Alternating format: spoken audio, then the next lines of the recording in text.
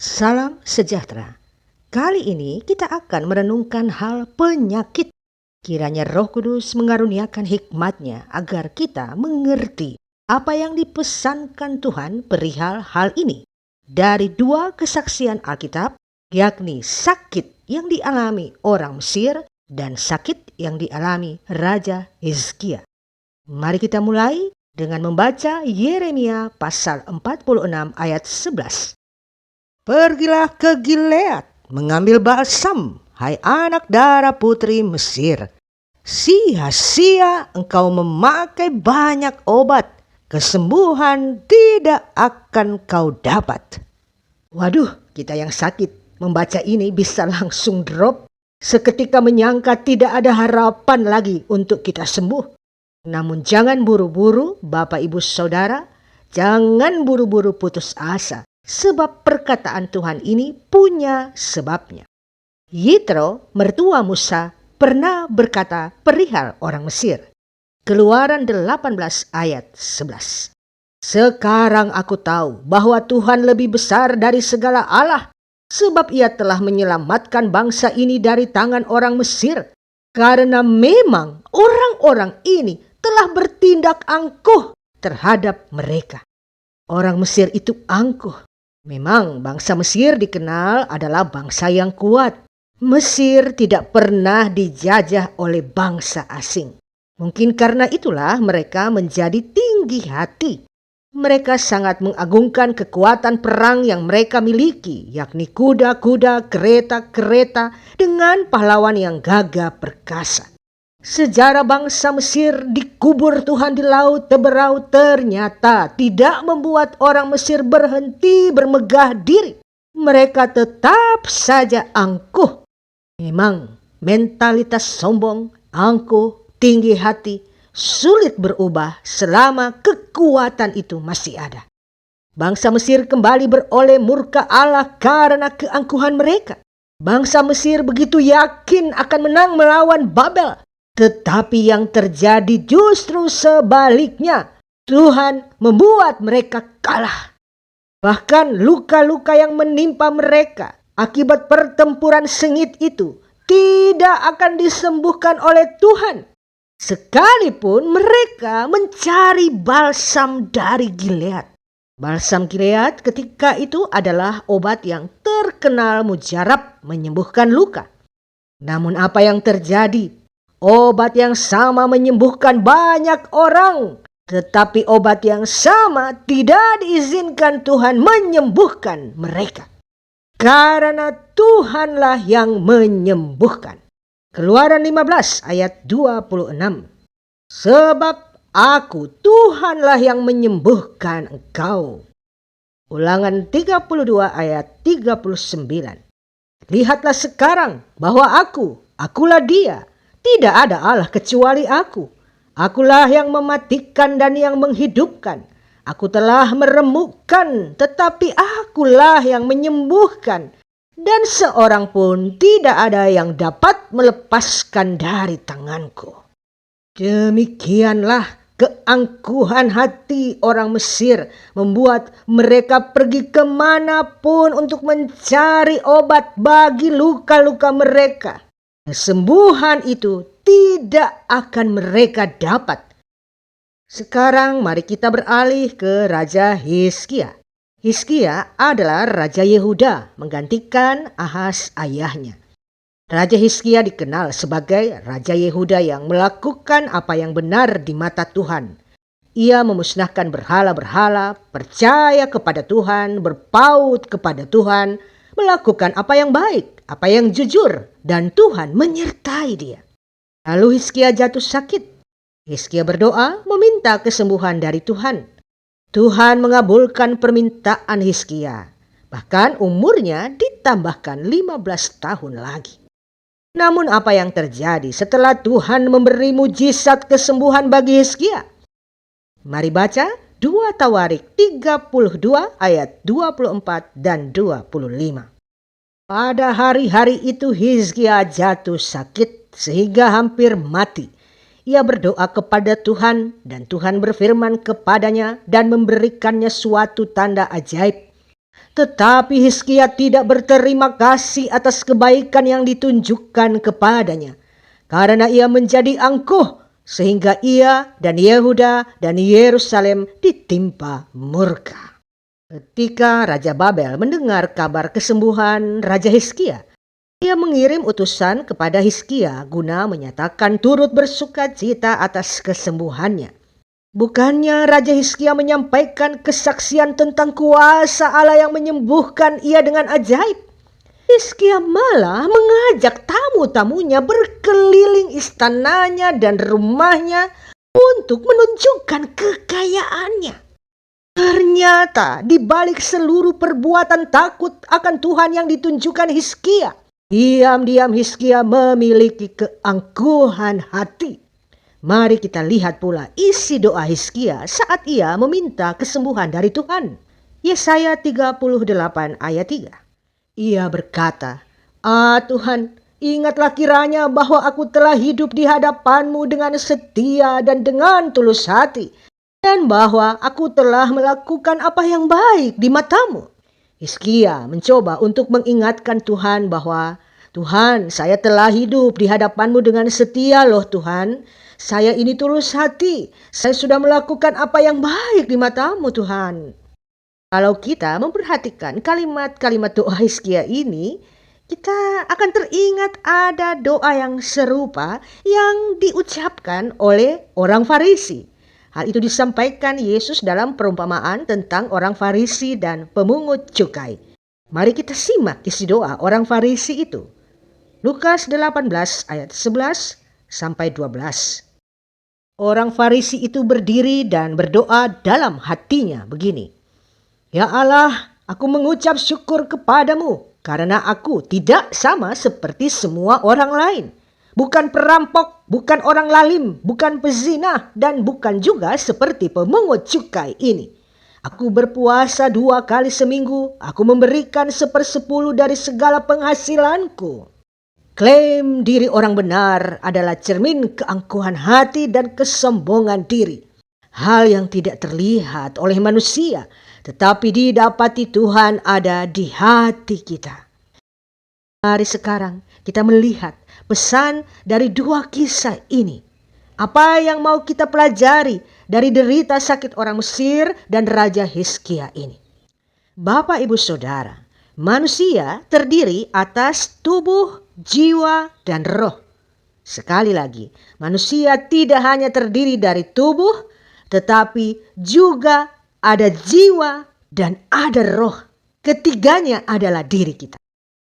Harus kita akui bahwa secara umum sudah sekian lamanya ketika tubuh kita sakit, anak-anak Tuhan banyak hanya fokus pada tubuhnya. Seakan tidak menyadari bahwa ia tidak hanya punya tubuh, tetapi ia juga punya jiwa dan punya roh. Bahwa bisa jadi tubuh kita dipakai Tuhan untuk mengalami rasa sakit, menderita penyakit. Bukan bertujuan untuk tubuh kita itu sendiri. Tetapi Tuhan sedang mengerjakan kesembuhan bagi jiwa dan atau bagi roh kita. Kita mulai dengan hal roh, rohani kita, iman kita, pengharapan kita. Mari kita baca nasihat Rasul Paulus tertulis dalam Titus pasal 1 ayat 13. Karena itu, tegurlah mereka dengan tegas, supaya mereka menjadi sehat dalam iman. Bisa saja Bapak, Ibu, Saudara, Tuhan mengizinkan tubuh kita sakit, justru hendak membuat kita menjadi dekat dengan Tuhan. Sebab mungkin pada saat kita sehat, kita kuat, kita beraktivitas, bekerja, berusaha, menjalani hidup kita dengan fokus pada hal-hal dunia. Kita terlalu sibuk dengan urusan dunia. Hati kita menjauh dari Tuhan. Tubuh kita hanya kita pakai untuk urusan dunia semata-mata. Oleh sebab itu, bisa saja Tuhan mengizinkan tubuh kita sakit untuk membuat tubuh kita juga ada di hadirat Tuhan. bahwa tubuh yang selama ini kita pakai untuk menopang segala urusan dunia kita juga harus ada untuk urusan dengan Tuhan. Tubuh dibuat sakit, tetapi yang mau disembuhkan sebenarnya rohani kita. Roh kitalah yang hendak disembuhkan. Roh yang menyala-nyala membara bagi dunia, tetapi padam bagi Tuhan. Sehingga ia mengizinkan tubuh kita mengalami sakit untuk menyembuhkan bagian yang telah padam itu. Mungkin pada saat kita sehat, kuat, perkasa, kehidupan doa kita nyaris tidak berlangsung sebagaimana seharusnya. Atau berdoa, tetapi berdoa 3 kali 1. Mau tidur, bangun tidur, makan 3 kali 1 sehari. Maka diberilah obat untuk tubuh kita 3 kali 1 sehari. Alkitab kita hanya menjadi pajangan, atau mungkin kita sudah jauh meninggalkan persekutuan dengan orang-orang percaya di dalam kehidupan bergereja. Atau kita telah tidak lagi takut akan Allah, tidak gentar akan Allah. Kita melakukan perbuatan-perbuatan yang sudah jelas-jelas kita ketahui bahwa itu tidak berkenan kepadanya. Akhirnya Tuhan mengizinkan tubuh kita sakit yang sesungguhnya hendak menyembuhkan rohani kita. Sebab mungkin tubuh kita sehat tetapi iman kita tidak sehat lagi. Iman kita sakit. Kita yang seharusnya membangun kehidupan tubuh jiwa roh itu dengan kekuatan iman kepada Tuhan, malah oleh kesehatan yang Tuhan berikan menjauhkan kita dari Tuhan. Dan Tuhan harus segera menghentikan itu sebelum itu fatal buat diri kita sendiri. Markus 8 ayat 36. Apa gunanya seorang memperoleh seluruh dunia tetapi ia kehilangan nyawanya? Betapa baiknya Tuhan. Kita khawatir akan kesehatan tubuh kita. Tuhan khawatir akan keselamatan kita. Kita fokus pada tubuh jasmani kita. Tuhan fokus pada keutuhan diri kita. Tubuh, jiwa, dan roh kita seutuhnya. Terlihat dari perkara yang kita alami sebagai sesuatu yang buruk. Padahal di dalam semua itu Allah sedang bekerja mendatangkan kebaikan bagi kita. Jadi bisa saja tubuh kita sakit, yang hendak disembuhkan adalah bagian dari diri kita, yakni roh kita, iman kita yang tanpa kita sadari ternyata sudah lebih dulu sakit dari tubuh kita.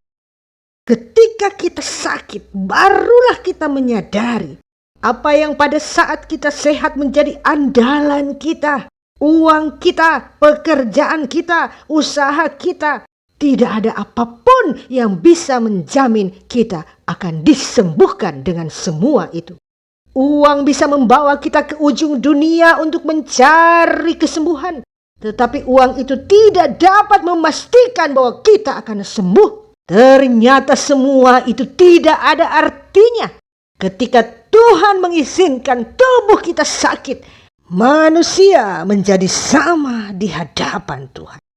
Sama-sama butuh kesembuhan dari Tuhan. Penyakit dipakai Tuhan untuk membuat pengharapan kita kembali kepada Tuhan. Lalu ada yang berkata, Ibu Pendeta, saya kurang setuju sebab secara iman saya ini samalah seperti Hizkia. Saya bekerja dengan taat melayani Tuhan, saya melayani pagi, siang, malam. Saya aktivis gereja, dari Senin sampai Senin saya urusan gereja melulu. Saya baca Alkitab, Ibu Pendeta. Saya berdoa, saya berpuasa, saya mengikuti seluruh peraturan-peraturan 10 hukum Taurat. Tidak ada yang saya langgar. Seperti doa pemungut cukai. Kita merasa benar secara roh, secara iman, secara pengharapan. Oke, baik. Puji Tuhan. Kalau begitu, tubuh sakit, rohani sehat, puji Tuhan. Sekarang mari kita periksa jiwa kita. Jiwa itu psikis, mental, sifat, emosi. Emosi itu perasaan yang segala rupanya. Bisa senang, bisa susah, bisa marah, itu emosi. Di situ juga ada tabiat, ada karakter. Disitulah ruang kasih kepada sesama manusia. Oke? Tadi ada yang berkata seperti Raja Hizkia, seperti pemungut cukai, saya taat kepada Tuhan, kasihku kepada Allah menurutku sempurna, Ibu Pendeta. Baik, sekarang mari kita periksa kasih. Jiwa kita, perasaan kita, mental kita, sifat kita, tabiat kita, karakter kita. Terkadang tubuh kita diizinkan Tuhan untuk menderita sakit guna menyehatkan kasih kita dan hal-hal yang menyangkut sifat-sifat hati kita. Mungkin kita sendiri juga tidak menyadari bahwa kita ini sombong. Mungkin kita tidak menyadari kita angkuh, kita iri hati, kita pendendam, pemarah, tidak sabar, tidak bisa menguasai diri, egois, mau keinginan kita, pikiran kita yang diikuti orang lain, tidak memberi harga kepada pikiran orang lain, pendapat orang lain. Semuanya mau kita yang didengar. Tabiat kasar, mulut kasar, tangan kasar, kaki kasar. Mulut yang tidak mengucapkan berkat dan damai sejahtera, tetapi kutuk, caci maki, fitnah. Hati yang penuh dengan kedengkian, kemarahan, menyimpan segala sakit hati. Banyak hal yang tanpa kita sadari, jiwa kita sedang sakit. Banyak orang saat ini secara iman fine-fine saja. Tetapi tanpa kita sadari, banyak kita ini sedang sakit jiwa. Sakit jiwa bukan orang gila semata-mata. Sakit jiwa itu sakit pada sifat-sifat kita. Sakit pada perasaan kita, pikiran kita, tabiat kita, mental kita, karakter kita.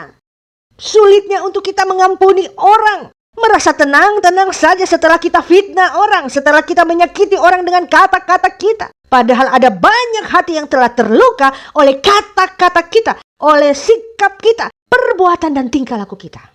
Oleh sebab itu terkadang Tuhan mengizinkan derita di hidup kita. Sebab seluruh penderitaan apapun itu bentuknya memiliki satu tujuan utama, untuk merendahkan hati kita. Tuhan mengizinkan kita menjadi tidak berdaya. Karena mau marah bagaimana lagi, sedang sakit. Tapi begini juga, kadang-kadang orang punya sifat pemarah, sudah sakit masih marah-marah terus. Sudah membutuhkan pertolongan orang lain, tidak bisa melakukan dengan diri sendiri karena sakit, tapi masih aja kasar dengan orang. Padahal dia membutuhkan pertolongan orang lain.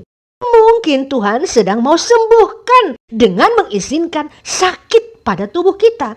Karena kalau kita sehat, kita tidak merasa peduli dengan sifat-sifat kita yang seperti itu. Kita anggap biasa-biasa saja. Seolah-olah itu bukan dosa. Yang kita lihat dosa hanya berzina, mencuri. Tetapi yang hari-hari kita buat, kata-kata kita yang kasar, suka bohong, suka memfitnah orang. Kata-kata yang menyakiti hati orang lain, melukai hati orang lain.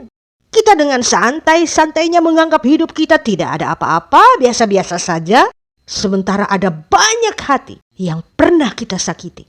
Karena ucapan mulut kita, sikap kita, cara kita memperlakukan orang, dan banyak hal lain yang mungkin kita tidak sadari telah menyayat hati orang lain.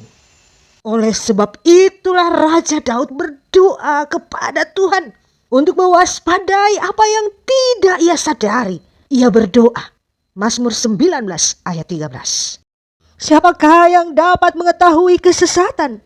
Bebaskanlah aku dari apa yang tidak kusadari. Ada kesaksian dari seorang jemaat. Dia menyadari tentang kasihnya justru pada saat ia sakit. Ia berkata bahwa ketika ia sehat, ia mengumpulkan uang, ia bekerja untuk dirinya dan keluarganya sendiri. Ia amat sulit untuk mengeluarkan uangnya untuk orang lain. Ia amat perhitungan sebab ia sedang membuat rencana untuk langkah-langkah membuka usahanya, untuk membangun rumahnya, untuk membeli ini dan itu. Sehingga ia mengumpulkan uangnya dan tidak peduli dengan penderitaan saudara-saudaranya. Enggan untuk mengorbankan itu bagi keperluan, kepentingan, kesusahan orang lain. Ia dikenal sebagai orang yang sulit sekali mengeluarkan uang. Dan akhirnya ketika ia sakit, ia mendapatkan pengertian dari Tuhan. Bahwa uang yang ia kumpulkan untuk dirinya sendiri, untuk rencana-rencana keluarga dan kehidupannya sendiri yang membuatnya buta terhadap orang lain, justru habis untuk pengobatan. Keluar masuk rumah sakit, berobat sampai ia berangkat ke luar negeri. Namun satu kesaksian dia katakan, di saat aku sakit ini, saya tidak bisa lagi berbagi dengan orang lain. Padahal ketika saya masih sehat, saya punya banyak kesempatan membuat orang lain menikmati berkat Tuhan dari apa yang Tuhan berikan kepada saya. Namun sayang, saya menyia-nyiakan kesempatan dari Tuhan menjadi berkat bagi orang banyak. Padahal saya punya kemampuan itu pada saat saya masih sehat. Ketika ia dibuat mengerti oleh Tuhan apa yang Tuhan mau sembuhkan pada dirinya selain tubuhnya yang sakit, yakni kasihnya, ia tidak punya kemampuan lagi untuk melakukan itu. Namun ia bertekad, bila Tuhan berkenan mengubahkan hidupnya menjadi baru, kesehatannya akan dipakainya tidak hanya untuk membangun hidupnya sendiri, tetapi juga untuk menjadi berkat bagi orang lain. Yesaya 38 ayat 17. Sesungguhnya penderitaan yang pahit menjadi keselamatan bagiku. Engkaulah yang mencegah jiwaku dari lubang kebinasaan. Sebab engkau telah melemparkan segala dosaku jauh dari hadapanmu. Ingat pula Roma pasal 8 ayat 28. Allah turut bekerja dalam segala sesuatu untuk mendatangkan kebaikan bagi mereka yang mengasihi Dia, yaitu bagi mereka yang terpanggil sesuai dengan rencana Allah. Kita mungkin tidak mengalami yang baik, tapi Allah sedang bekerja untuk mengerjakan yang baik bagi kita. Mari kita izinkan Tuhan mengerjakan kebaikan bagi diri kita. Dengan kita bersepakat dengan Roh Kudus mengerjakan maksud Tuhan pada diri kita. Agar tidak terjadi seperti yang dialami Raja Hizkia. Tuhan mengizinkan ia disembuhkan dari sakit pada tubuhnya. Tetapi Hizkia tidak berubah dalam keangkuhannya. Akibatnya lebih fatal. Tak hanya Hizkia yang harus menanggung akibat dari keangkuhannya itu, melainkan bangsa Israel ikut terhisap ke dalamnya. Mereka harus menanggung hukuman dari Tuhan. Saya jadi ingat perkataan Tuhan Yesus kepada orang yang telah ia sembuhkan dari sakit yang dideritanya 38 tahun. Kepadanya Yesus berkata, Yohanes 5 ayat 14. Engkau telah sembuh, jangan berbuat dosa lagi, supaya padamu jangan terjadi yang lebih buruk. Saya berpikir, mungkin kita belum disembuhkan, sebab mungkin Tuhan mendapati kita belum mengerti apa yang sebenarnya Tuhan hendak sembuhkan pada diri kita. Sehingga bila kita disembuhkan dari sakit tubuh kita, sementara kita sendiri belum mengerti apa yang sebenarnya Tuhan mau sembuhkan pada diri kita, mungkin pada rohani kita, mungkin pada kasih kita, kita akan kembali melakukan itu di hari-hari sehat kita di kemudian hari.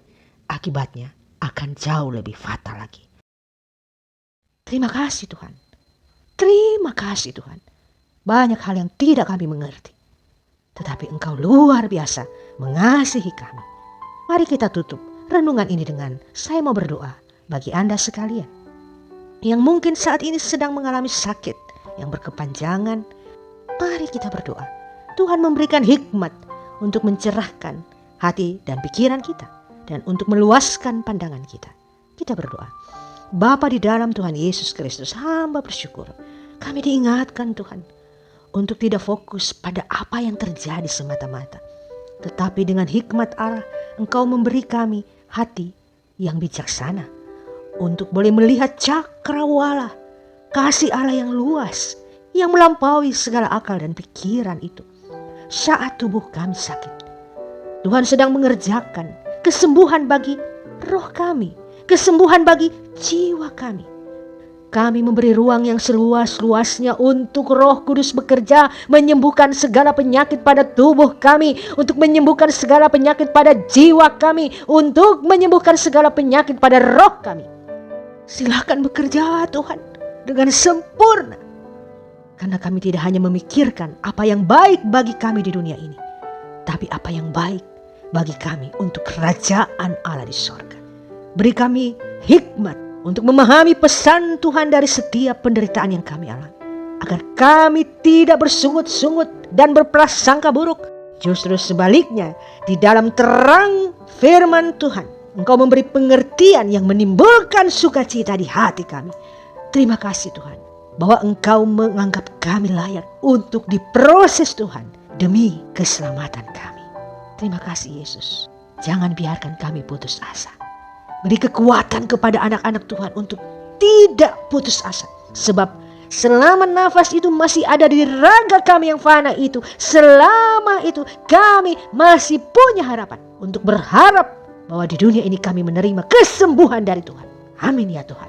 Engkaulah penyembuh kami. Bapa, kasihanilah kami. Kami menantikan kesembuhan yang sempurna daripadamu. Tidak ada yang mustahil bagimu Tuhan. Mujizat itu nyata. Bukan saja bagi sakit kami, tetapi bagi tubuh jiwa roh kami sepenuhnya. Terpujilah nama Allah di dalam Yesus Kristus Tuhan. Haleluya.